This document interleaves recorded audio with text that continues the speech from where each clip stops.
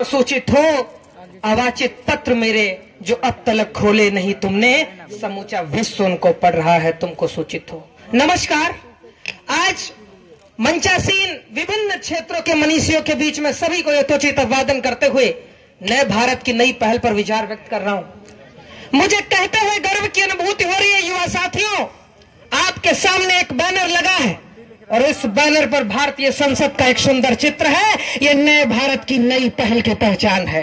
आज तक हम अंग्रेजों की बनाई हुई इमारत में अपने देश का संचालन करते थे, लेकिन मुझे गर्व की अनुभूति है देश के प्रधानमंत्री नरेंद्र मोदी जी के नेतृत्व में भारत को एक ऐसी अद्भुत शक्ति के रूप में, एक ऐसी अद्भुत इमारत के रूप में नई संसद का निर्माण प्राप्त हुआ है, जिसमें भारत की सांस्कृतिक विशेषताओं की इकाई दिखाई देती है। महोदय, इतना ही नहीं, आज जिस शिक्षा के माध्यम से हम बात कर रहे हैं, हमारी नई शिक्षा नीति का जो प्रादुर्भाव हुआ है, ये कहीं न कहीं नए भारत नई पहल के माध्यम से है। और कहने तो मुझे ये भी संकोच नहीं है कि जितने युवा बैठे हैं, आज तक भी हमारे पास सेनाओं की बड़ी बड़ी फौज होती थी, लेकिन अग्निवीर योजना के माध्यम से देश को जब जब सैन्य शक्ति की जरूरत पड़ेगी तो नए भारत की नई पहल के माध्यम से लाखों युवा इस देश के लिए सर्वस्व बलिदान करने वाले होंगे। और इतना ही नहीं, बात जब विज्ञान की करते हैं तो हम वो लाशों का मंजर कोरोना महामारी भी नहीं भूल सकते। जब देश दुनिया के लोग मौत की आहट में थे, तब भारत ने धैर्य का परिचय दिया और अपनी विज्ञान और तकनीक के नवाचार के चलते विश्व में सबसे पहले कोरोना वैक्सीन बना करके 240 करोड़ देशवासियों को सुरक्षित किया, बल्कि दूसरे देशों को भी निर्यात किया।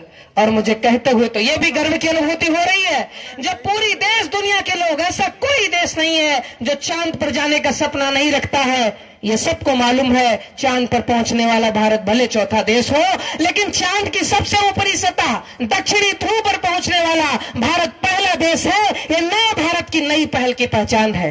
समय की अपनी अपनी अल्पता है, विषय पर बहुत विचार रखे जा सकते हैं, लेकिन मैं भारत की सांस्कृतिक राजधानी काशी, प्रभु मर्यादा राम के अयोध्या धाम और हमारी नैमिषारण्य पावन भूमि, जो नए पर्यटन के रूप में पूरे विश्व को भारत का परिचय दे रही है, ये नए भारत की नई पहल के रूप में। और मुझे कहते हुए गर्व की अनुभूति हो रही है।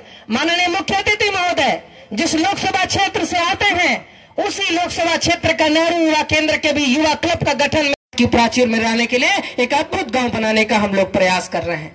नई भारत नई पहल के माध्यम से आज के इस अवसर पर बहुत अधिक विचार व्यक्त करते हुए अतिथियों का बहुत कीमती समय है। प्रधान सेवक की 4 पंक्तियों से अपनी बात को विराम करूंगा।